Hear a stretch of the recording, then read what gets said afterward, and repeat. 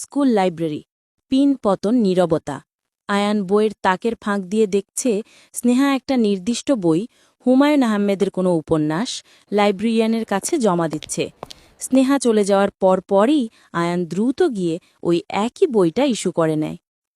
আয়ান বইটা হাতে নিয়ে কোনো পড়ার কিবিলে বসে। সে গল্পের বইটা পড়ে না, বরং বইয়ের একদম শেষের পাতায় থাকা লাইব্রেরি কার্ড বা ইস্যু স্লিপটা বের করে। সেখানে স্নেহার নাম লেখা। আয়ান মুচকি হেসে নিজের নামটা স্নেহার নামের ঠিক নিচেই লেখে। এটা তার কাছে এক অদ্ভুত ভালো লাগা। আয়ান বইয়ের ভেতরে একটা ছোট্ট শুকনো গোলাপ রেখে বইটি জমা দেয়। পরের বার স্নেহা বইটি নেয়। সে গোলাপটি পায় এবং ক্লাসের ফাঁকে আয়ানের দিকে তাকিয়ে মিটিমিটি হাসে। ৩. স্নেহা বইয়ের ভেতরে একটা ছোট্ট চিরকুট রাখে। সেখানে লেখা, আগামীকাল অঙ্ক পরীক্ষা, প্রস্তুতি কেমন? আয়ান ক্লাসে বসে চিরকুটটা পড়ে খুশিতে গদগদ হয়ে যায়। তাদের মধ্যে কথা হয় না, কিন্তু বইয়ের মাধ্যমে সব কথাই হয়। স্কুলের শেষ দিন, এসএসসি বা বার্ষিক পরীক্ষা শেষ। সবাই সবার শার্টে সাইন করছে, হুই হুল্লোড় করছে। কিন্তু আয়ানের মন খারাপ। সে লাইব্রেরিতে দৌড়ে যায় সেই বইটা শেষবারের মতো দেখতে।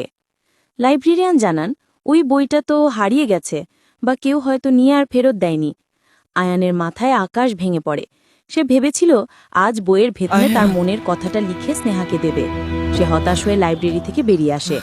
ভাবছে সব বুঝি শেষ হয়ে গেল। School gate. Ayaan school gate দিয়ে বের হচ্ছে, কাঁধের ব্যাগটা যেন আজ খুব ভারী মনে হচ্ছে। হঠাৎ কেউ পেছন থেকে ডাকে, আয়ান।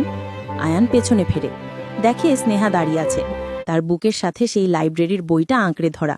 স্নেহা এগিয়ে আসে, বইটা আয়ানের দিকে বাড়িয়ে দিয়ে বলে, বইটা আমি ইচ্ছাকৃতভাবে ফেরত দেইনি, কারণ আমি চেয়েছিলাম গল্পটা যেন এখানে শেষ হয়ে না যায়।